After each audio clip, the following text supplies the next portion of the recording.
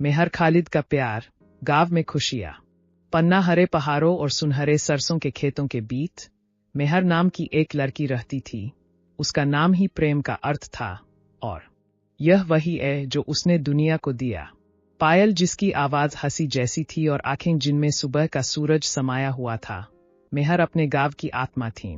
वह बीमारों की देखभाल करती थीं, भटकते पक्षियों को खाना खिलाती थीं, और हमेशा मेरा बच्चा ऐसा महसूस करता है जैसे वे उसके अपने थे।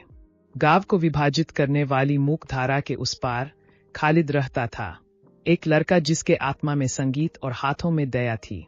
उसने अपनी बांसुरी पुरानी बानिया के नीचे बजाई, एक पैर जहां समय रुक गया प्रतीत होता था और हवा उसकी धुनों को सीधे दिल तक ले जाती थी।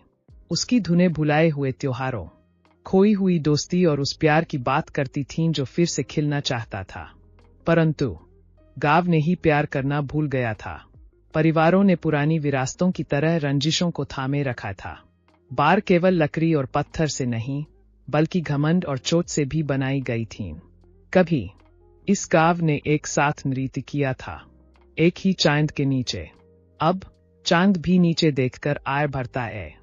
एक गोधूली बेला में मेहर खालिद की बांसुरी की मंत्रमुग्ध कर देने वाली ध्वनि का अनुसरण करती हुई चली गई।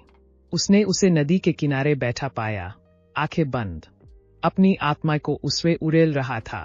प्रत्येक नोट पर जब उसने उन्हें खोला तो उसने देखा कि मेहर देख रही है, उसके होठों पर एक कोमल मुस्कान और आंखों में आंसू। खालिद, उसने धीरे से कहा, आपका संगीत दुरैक को भी खिलाता है। यदि आप दिलों को छू सकते हैं, शायद हम उनका भी इलाज कर सकते हैं, साथ मिलकर। और इस तरह एक शांत क्रांति शुरू हुई। उन्होंने वहां फूल लगाए जहां सीमाएं खींची गई थीं। मेहर ने हर घर से मिले कतरनों से रजाइयां सिल दीं, व प्रत्येक धागे में एकता बुनी। खालिद ने गांव के बच्चों को इकट्ठा किया, उन्हें हर भूले हुए कोने के गीत सिखाए। सूखे के बाद बारिश की तरह हंसी लौटने लगी। फिर मेहर और खालिद ने कुछ बोल्ड। उन्होंने एक त्योहार की घोषणा की, उनका नहीं बल्कि पूरे गांव के लिए। उन्होंने नाले के दोनों किनारों पर लालटेन टांगी, अपने हाथों से भोजन पकाया। लिखा ई निमंत्रण पत्र में युवा और वृद्ध सभी का नाम था। सबसे पहले सन्नाटा, लेकिन फिर एक बुजुर्ग आया, फिर दूसरा, और फिर सूरज में खिलते फूलों की पंखुड़ियों की तरह पूरा गांव आ गया। आंसू थे, गले मिलना, वर्षों बाद पहली बार साथ गाए गए गीत। और इन सब के बीच में मेहर और खालिद खड़े थे, केवल प्रेमी ही नहीं, बल्कि वो धड़कनें जो गांव को फिर से जीवंत कर रही थीं।